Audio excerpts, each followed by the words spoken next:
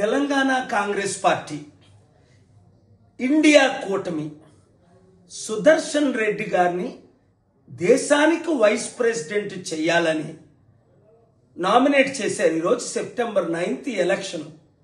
సూటిగా చెప్తున్నాను, ఒక బీసీ సీనియర్ మోస్ట్ లీడర్ అయిన హనుమంతరావు గారిని ఎందుకు నామినేట్ చేయలేదు? 42% బీసీలు ఉన్నారని 50 నుంచి తగ్గించి మేము బీసీల కొరకు పోరాటం చేస్తామని పెద్ద కబుర్లు ఆడుతున్నారు ఈ కాంగ్రెస్ పార్టీ. 55 సంవత్సరాలు కాంగ్రెస్ పార్టీ దేశంలో ఏలింది.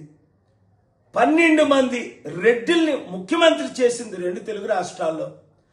ఏ ఒక్కరోజైనా బీసీల పట్ల న్యాయం చేసిందా? లేదు.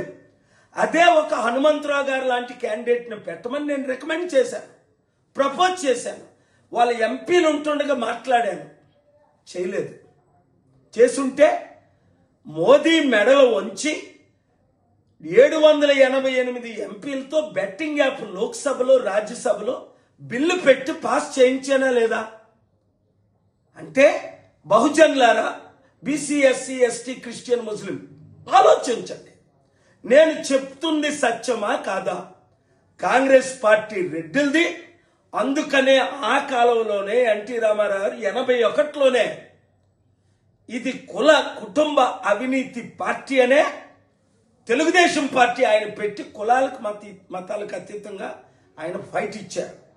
కాంగ్రెస్ పార్టీ మారాలి, రేవంత్ రెడ్డి మారాలి, సోనియా గాంధీ మారాలని ప్రార్థించండి.